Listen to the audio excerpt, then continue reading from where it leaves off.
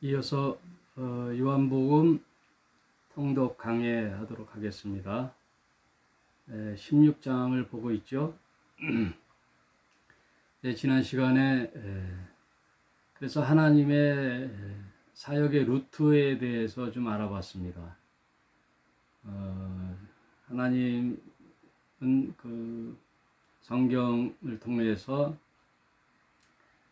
삼위로 계시는데 그분 세 분은 또 하나이시다라는 삼위일체론을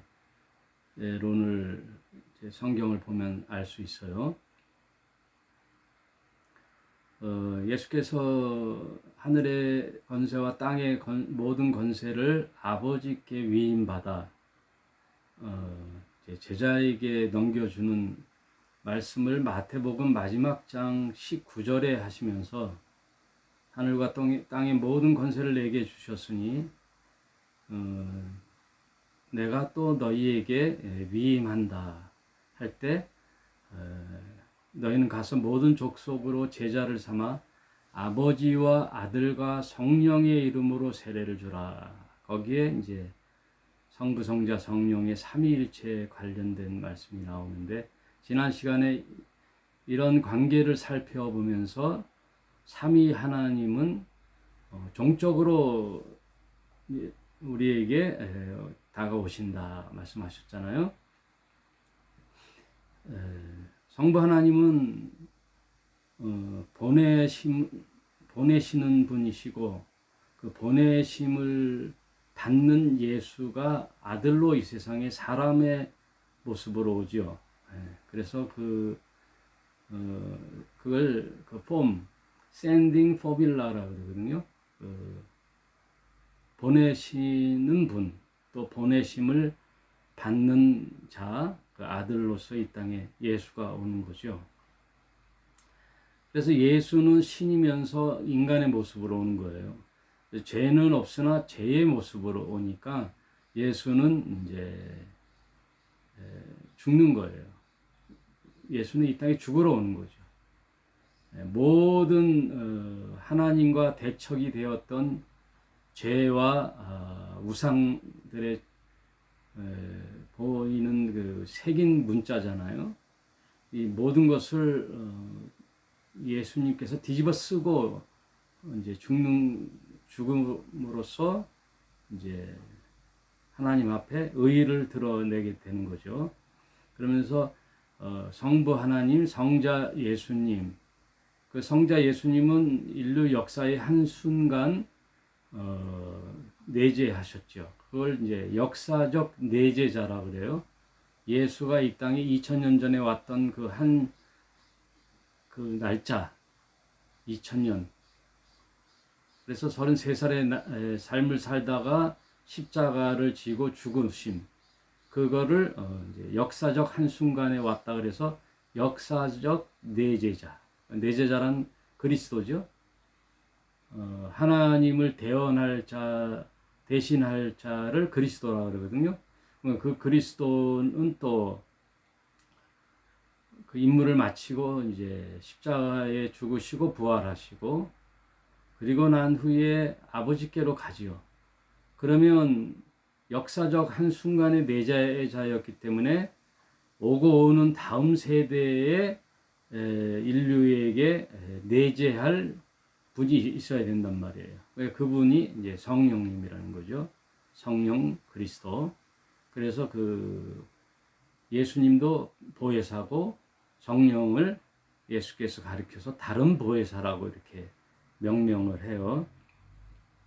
그 이야기를 지난 시간에 쭉 나눠봤어요. 오늘은 그 16장 이제 하반부에 그것을 얘기하면서 곧 십자가에 지실 당신의 그 미션을 앞두고 제자들에게 암시를 주죠. 16장 16절 조금 있으면 너희가 나를 보지 못하겠고 또 조금 있으면 나를 보리라 하신대. 이런 말이 참 들을 때 어렵잖아요. 이제 예수께서는 이제 아시고 하는 얘기인데 운전면허를 잘 모르는 이제 운전면허를 따려고 하는 친구는 생소하잖아요. 이제 뭐든지가 두렵고 겁이 나는데 운전을 오래 한 사람은 이제 뭐라 그래? 운전이 제일 쉽다. 네? 할머니도 운전하고 아가씨도 운전하고 아줌마도 운전하고 네? 누구나 좀 하면 다 터득하는 게 운전이다. 그런데 처음 하는 사람은 참 힘겹죠. 또 누가 길을 물어보면 아는 사람은 이제 얘기해요. 예, 쭉 가다 보면 담배가게가 있는데 담배가게에서 우회전 하시고 우회전 하다 보면 세탁소가 있어요. 거기서 왼쪽으로 꺾으시고 그러면은 뭐 길을 아는 사람들은 쉽게 얘기해도 듣는 사람은 되게 생소하단 말이에요. 그래서 저는 그런 부분에 대해서 좀 되게 배려가 있는지 자세히 가르쳐 줘요. 여기서 쭉 가시다 보면 한 100m 가시다 보면 우측에 이렇게 좌측 우측 얘기해요. 우측에 편의점이 있어요. 그 편의점의 이름은 CU예요. 거기서 우측으로 들어서 한 10m만 가세요. 그러면 뭐뭐 세탁소가 있어요. 이렇게 해서 자세히 얘기를 해주는데 오늘 이제 그 예수님이 하시는 말씀도 풀어주려고 이제 하니까 일단은 말씀을 던지는 거예요. 예수님이 조금 있으면 나를 보지 못하고 또 조금 있으면 나를 버리라. 제자 중에 서로 말하되 우리에게 말씀하신 바 조금 있으면 나를 보지 못하겠고 또 조금 있으면 나를 보리라 하시며 또 내가 아버지께로 가미라 하는 것이 무슨 말씀이뇨 하고 또 말하되 조금 있으면이란 말씀이 무슨 말씀이뇨 무엇을 말씀하는지 알지 못하겠노라 하거늘 예수께서 그 묻고자 함을 아시고 가라사대 내 말이 조금 있으면 나를 보지 못하겠고 또 조금 있으면 나를 보리라 하므로 서로 문의하느냐 내가 진실로 진실로 너에게 이르노니 너희는 곡하고 애통하겠으나 세상은 기뻐하리라. 너희는 근심하겠으나 너희 근심이 도리어 기쁨이 되리라. 예수님의 그 말씀의 방식이 서술 부분을 얘기하는 게 많아요. 예수님이 좀 이렇게 자세히 가르쳐 주시지. 주어는 빼고 서술을 먼저 얘기하는 거예요. 제가 우리 집사람한테 매일 한마디 듣는 게 뭐냐면 그래가지고 그렇게 갔어. 그러니까 갑자기 결과를 얘기하니까 뭐가 누가 언제 주체를 빼놓고 얘기하니까 되게 뭐라 그러죠. 내가 어저께 누구랑 같이 점심을 먹는데 점심 먹고 어디를 갔어. 근데 그때 그렇게 갔어 하고 서술을 얘기하니까 되게 뭐라. 근데 대체로 사람들이 이렇게 머릿속에 주체가 자기는 있고 서술을 얘기를 해버리니까 잘 못 알아들을 때가 있어요. 예수께서도 이제 이 주어를 뺀 거예요. 주제. 그게 뭐냐면 십자가의 죽으심이고 부활이거든요. 그걸 빼고 이제 얘기하니까 제자들이 어쩌면은 이게 예수님의 교육 방법론이 될 수도 있어요. 왜냐하면은 관심을 갖게 하고 저 얘기가 무슨 얘기지 하고 들어보는 거죠. 여자가 해산하게 되면 그때가 이르렀으므로 근심하나 아이를 낳으면 세상에 사람 난 기쁨을 인하여 그 고통을 다시 기억지 아니하느니라. 어제 우리 큰애가 이제 손주를 데리고 왕할머니, 그러니까 저희 어머니, 96세 된 저희 어머니 집에 방문을 처음 했는데 차를 타고 가면서 우리 큰애가 그 손주 애가 이제 100일 좀 지났는데 하는 말이 둘째도 좀 생각해 보고 있다는 거예요. 둘째. 그래서 나는 하나면 됐다 했는데 얘네들은 벌써 해산의 그 어려움은 있고 아이의 그 출산에 대한 기쁨, 자식에 대한 기쁨, 아이의 탄생을 보고 그 기쁨을 보고 해산의 그 어려운 과정, 고통을 잊어버리는 거죠. 지금은 너희가 근심하나 내가 다시 너희를 보리니 너희 마음이 기쁠 것이요 너희 기쁨을 빼앗을 자가 없느니라. 그날에는 너희가 아무것도 내게 묻지 아니하리라. 내가 진실로 진실로 너희에게 이르노니 너희가 무엇이든지 아버지께로 구하는 것이 있으면 내 이름으로 주시리라. 지금까지는 너희가 내 이름으로 아무것도 구하지 아니하였으나 구하라 그리하면 받으리니 너희 기쁨이 충만하리라. 이런 구절을 가지고 또 소위 말하는 목사님들이나 부흥사들이 주의 이름으로 예수여 주시옵소서 그 세상 소욕을 달라고 하는 게 아니에요. 여러분 여기서 구하는 내 이름으로 구하라 이 말은 성령을 말하는 거예요. 성령에는 다 이야기가 이렇게 정확하고 맥락이 맞아요. 아버지가 아들을 보냈고 그 아들의 이름으로 또 누굴 보내냐면은 성령을 보내는 그 이야기지, 세상에 좀 남들보다 잘 먹고 잘 살게끔 내 꿈 성취하고 나의 필요한 것을 요구해서 응답하는 그게 아니란 말이에요. 여러분, 우리 목사님은 맨날 그런 얘기만 하신다 그러는데 사실 맞아요. 성경은 그런 얘기고 세상에 필요한 것들 속에 내가 부단히 노력하고 어느 대학에 들어가겠다 하면은 열심히 공부하면 돼요.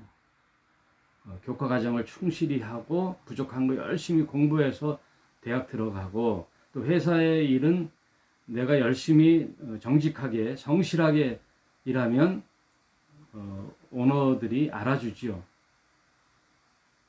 못 알아줘도 내 할 본분을 다 하면은 때가 되면 승진하고 좋은 결과를 맺는다고요. 이런 과정 속에 동료는 열심히 분석하고 연구하고 아이디어를 내고 하는데 나는 그렇지 않으면서 종교의 힘을 입어 하나님께 기도해가지고 내가 승진하고 성공하고 싶다? 그건 못된 심보잖아요. 가만히 보세요. 못된 심보지. 못난 심보잖아요. 그 못난 심보를 조장하는 분이 하나님이시라고요? 아니잖아요. 예? 아니잖아요. 그건 아니잖아. 개그맨이. 그건 아니잖아. 그건 아니잖아요. 상식적으로 생각해 보세요. 온 우주를 주관하시는 의로우신 하나님, 공정하신 하나님이 그걸 조장하시는 분이겠냐고요. 아니잖아요. 그래서 기존 제가 교회 목사님들이나 부흥사들 이름 꽤나 날리는 장뭐뭐 목사님, 또 저기 광화문에 있는 목사님, 또 부흥사 이름을 날린 목사님들을 가만 보면은 참 아니잖아요. 그건. 그리고 모든 목사와 신학생들의 존경을 받는 목사님 있죠. 요새 좀 비판을 받더라고요. 비판을 하는 목사들 보니까 제가 생각했던 이야기 내용이더라고요. 그분은 은퇴하시면서 뭐라 그러셨냐면, 내 이름 석자를 잊어버려라. 내 이름을 잊어버려라. 나를 잊어달라. 왜? 후임자가 있고 또 나는 그동안 이렇게 여러분들에게 영향력을 펼쳤으니까 이제는 내가 은퇴하면서 대한민국의 가장 땅값이 싸다고 하는 제가 알고 있는 고흥으로 알고 있는데, 고흥에 가서 이제는 평범하게 책을 좀 쓰고 이제 쉬면서 여생을 보내겠다고 분명히 제가 그 고별 설교를 들었거든요. 그 고별 설교를 하고 교회를 나오는데 엄청난 인파가 몰리고 취재진들이 오고 꽃다발을 하면서 승용차에 오르는 것을 봤어요. 거기까지는 괜찮은데 평소에 이분을 저도 존경하고 그분의 책을 다 읽었는데, 그분은 약속을 잘 지켰거든요. 잘 지키는 분이거든요. 네? 처음 목회할 때 10년만 목회하고 떠나겠다 해서 정확하게 10년 하고 그래도 중형교회를 은퇴하시고 스위스 제네바에 갔거든요.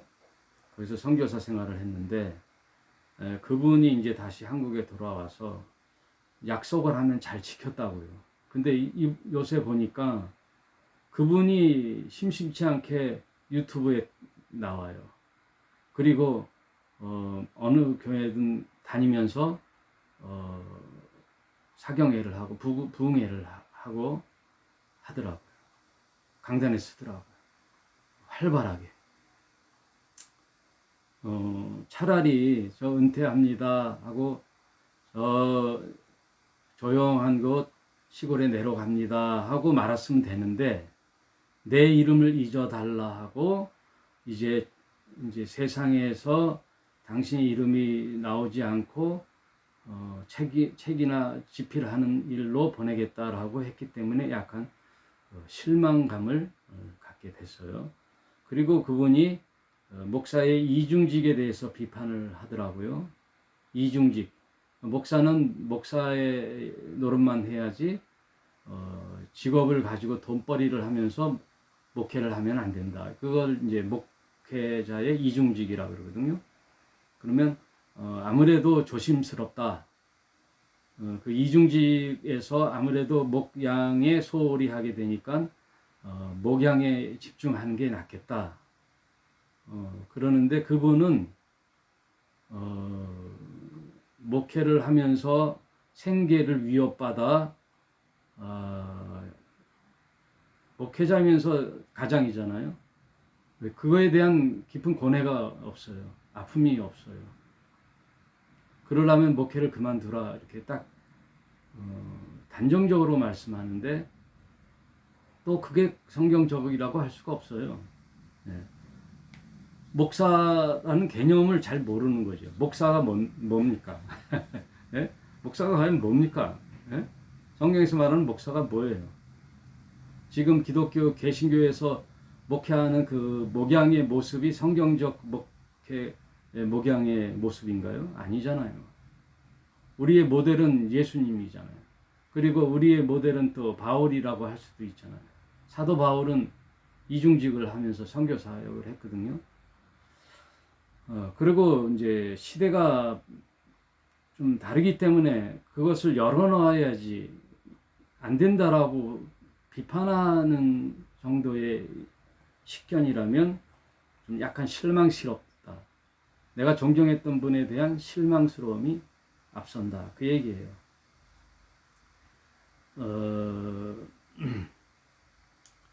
십자가의 죽음과 부활에 대해서 앞두고 예수께서 그런 거예요. 이 얘기하다 그랬죠. 내 이름으로 무엇이든지 구하라. 이 얘기는 세상에 필요한 것을 구하라는 게 아니라 성령, 내가 부활하고 승천하여 아버지께로 가면 너희에게 내 이름으로 구하는 성령을 보내줄 것이다. 그 얘기예요.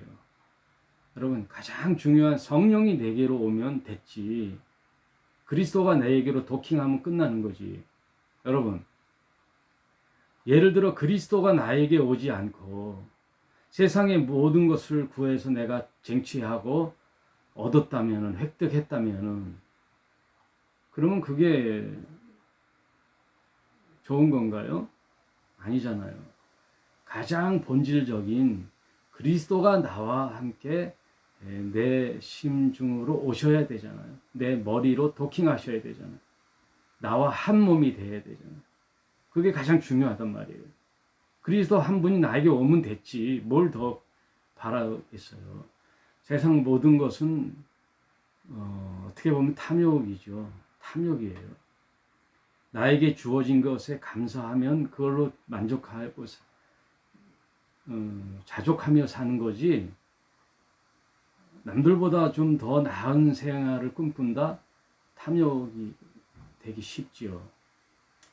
예를 들어 안타까운 처지에 있다. 정말 견디기 힘들다 하면은 하나님이 채워줄 수도 있어요. 그것까지 제가 배제하지는 않아요. 하나님께서 자녀들의 그 고통을 덜어보아 주시겠지요.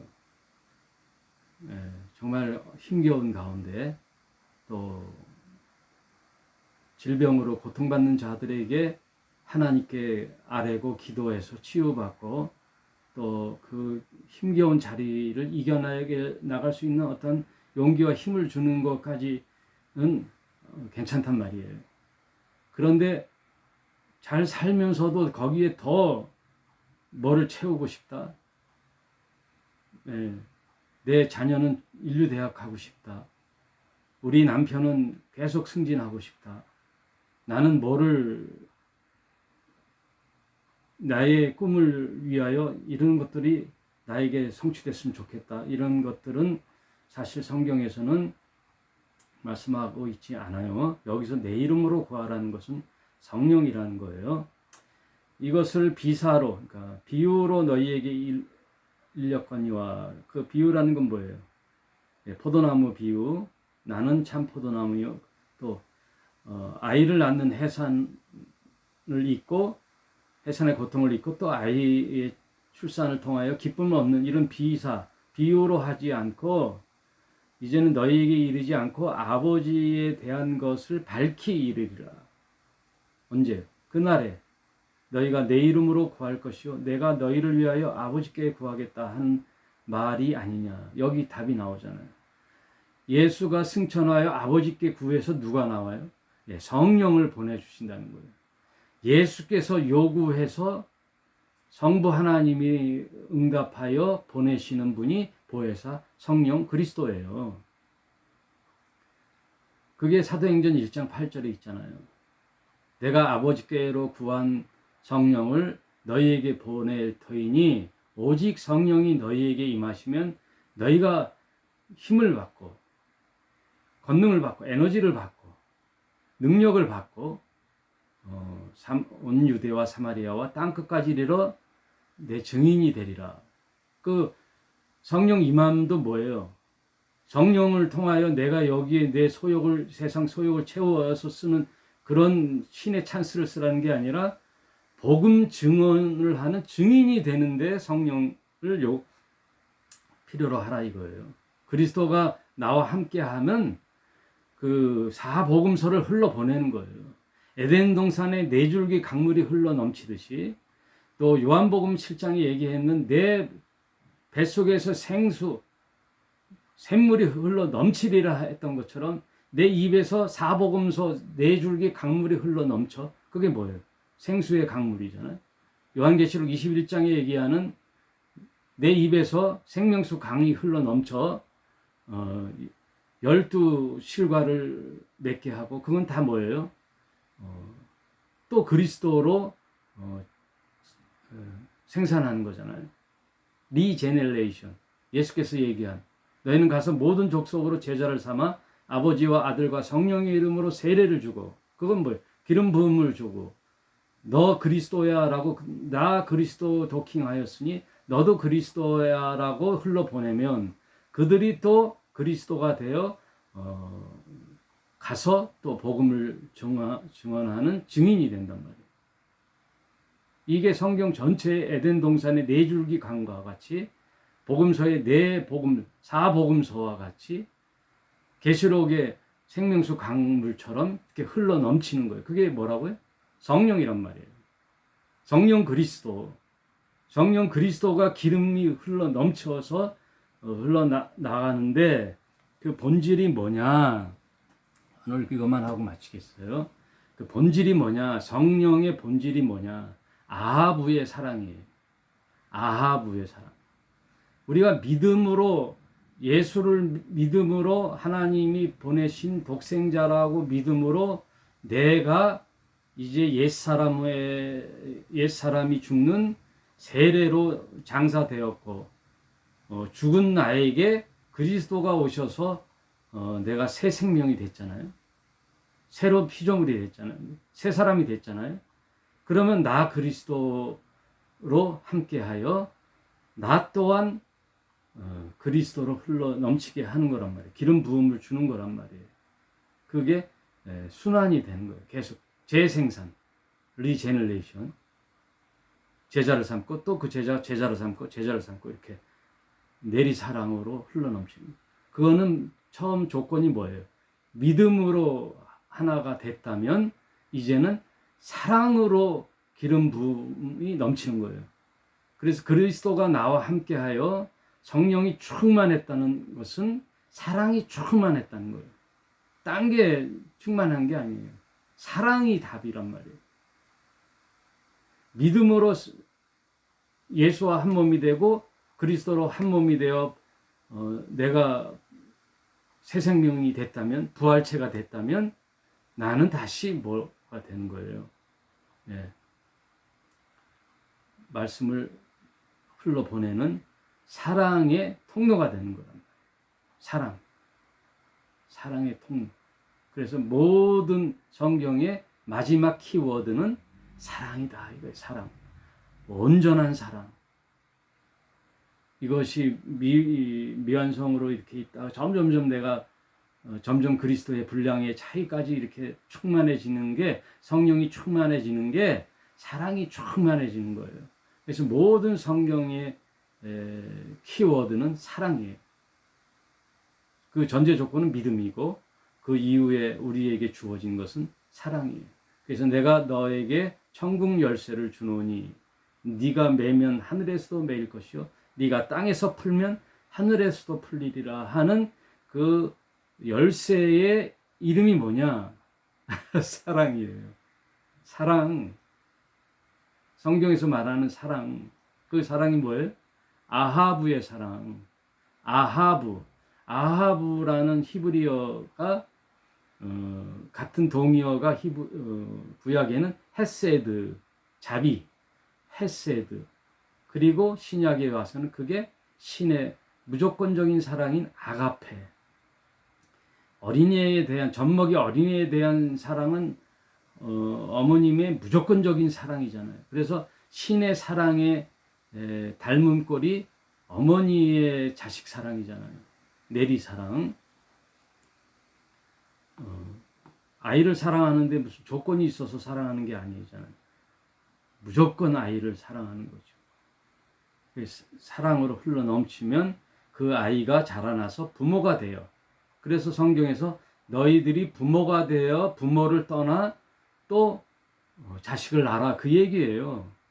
결혼식 주례사에 너희가 이제 장성하여 남녀가 부모를 떠나 한 몸을 이룰지니, 그 얘기가 육체적으로 한 몸을 가정을 이루라는 뜻이 아니고 너희도 부모가 되란 말이에요. 너희도 그리스도와 한 부모가 되는 거예요. 신부잖아요, 우리는. 그리스도 신랑 대신 그리스도와 한 몸이 되어 너희가 부모가 되어 내리 사랑인 또 그리스도로 흘러보내라, 그 얘기예요. 성경은 무엇 하나 다른 이야기가 없단 말이에요. 성부 하나님께 아들 예수가 보내심을 받아 이 땅에 죄를 없이 하는 대속 제물이 되어 그 대속 제물로 말미암아 죄를 없이 하시고 이 땅에 영생의 길을 열어놓으시고 부활하고 승천하셔서 그가 약속하신 하나님께로 받는 보혜사 성령 그리스도를 이 땅에 보내주시면 비로소 신자들에게, 제자들에게 성령 그리스도가 합체하여 이제는 너 나야 하는 친구, 내가 친구 먹겠다 했잖아요. 예수께서 너랑 친구 먹겠다. 그리스도가 하나가 되는 거예요. 그 얘기가 아까 성경 얘기에 조금 있으면 나를 못 볼 것이요. 그건 십자가의 죽으심이죠. 조금 있으면 나를 또 보리라. 그것은 부활로 오시는 그리스도를 얘기하는 거죠. 부활 승천하셔서 우리에게 그리스도로 오신단 말이에요. 그건 먼 미래에 재림할 예수가 아니란 말이에요. 지금 내게 오는 그리스도를 얘기하는 거예요. 여기서 참 잘 봐야 돼요. 그래서 내세 천국이고 재림 예수를 기다리는 게 아니라 지금 내 얘기잖아요. 내 얘기는 지금 당장 오시는 그리스도, 당장 재림하신 그리스도, 내세 천국이 아니라 지금 임하는 하나님의 나라. now and here, 지금 임하시는 하나님의 나라, 이 땅에 이루어지는 하나님의 나라, 나에게 내 이 좁디 좁은 이 심령에 오시는 예수. 그래서 내가 새로운 창조물이 되어 또 나에게 흘러보내는 그 일을 맡은 자가 되는 거죠. 그러면 시간적으로 앞으로 오실 예수는 누구예요? 그거는 인류 역사의 한순간에 2000년 전에 오셨던 예수님처럼 장차 앞으로 어느 시점에 오신단 말이에요. 그걸 부정하는 게 아니라 그 예수 지금 나에게 와야 된단 말이에요. 그리고 나 죽어서 가는 천국 지금 나에게 누려져야 된단 말이에요. 무슨 뜻인지 알겠죠? 그거 없이 내세 천국을 두고 앞으로 오실 재림 예수를 바라보면서 교회에다 잡아놓으면은 그거는 안 된다 그 말이에요. 지금 임하는 하나님의 나라인데, 지금 하나님의 통치가 임하고 있는데, 앞으로 죽어서 가야 할 천국이면은 여기서 뭘 해야 돼? 예배드리고 헌금하고 봉사하고 전도해서 하나님께 인정받으면 가는 천국이에요? 아니잖아요. 지금 구하라 이거예요. 지금 뭘 구하라? 그리스도 성령을 구하라. 내게 도킹하실 그리스도를 구하라. 그러면 그리스도 내게 오시면 그걸로 끝이잖아요. 그리스도 내게 기름 부어주시면 그걸로 끝. 이제는 내가 할 일은 뭐예요? 나 내리사랑으로 흘러보내는 일뿐이 없잖아요. 그리고 내가 내 이름으로 사는 이 세상, 내 육신으로 사는 한 세상은 내가 열심히 땀 흘려 내 일을 하고 정직하고 성실하게 일하면 되고 거기서 오는 보상으로 먹고 살면 되고 그러면 되는 거지. 거기에 종교적인 신념과 자기 소욕 욕망을 뒤섞어가지고 이상한 기독교를 만들고 하나님을 이상한 하나님으로 만들어서 세상으로부터 지탄을 받는 그런 타락한 기독교를 만들면 되겠습니까? 여러분, 지금 말씀을 듣고 있는 여러분, 예? 건물 안에 갇혀서 주여 삼창 해가지고 목이 쉬어라 기도해서 결국 얻어내는 게 뭐예요? 결국 얻어내는 게 여러분의 소욕을 채우는 그런 하나님이시겠어요? 여러분 이제 정신 차립시다. 예? 정신 차립시다. 너무나 우리 기독교가 좋은 바탕에 자양분이 있어요. 안 늦었어요. 지금 개신교가 우리 젊은 목사들이 나와서 정말 성경의 본질을 가리키고 세상으로부터 개독교라는 칭호를 받지 않도록 이제부터 다시 하면 돼요. 그동안 우리 선배들이 내려놨던 아름다운 일은 계승하고 잘못된 것은 성경을 비추어 없애버려야 되잖아요. 개혁해버려야 되잖아요. 이건 아니다 싶으면 이건 아니잖아 하고 얘기해야 되잖아요. 네? 뭔가 선배가 잘못한 것까지 또 편승해서 나도 큰 목회하고 싶다? 그럼 목사 꿈이지. 네? 사람이 많이 모이든 적게 모이든 성경대로 하고 진리대로 해서 하나님께 맡겨야죠. 내 목사 뜻을 관철시켜서 내 비전을 꿈으로 포장하여 좋은 차 타고 다니고 군림하고 그러면 되겠습니까? 여러분 이제 바른 진리의 교회를 세워나가 봅시다. 여러분 오늘 여기까지 하겠습니다. 감사합니다.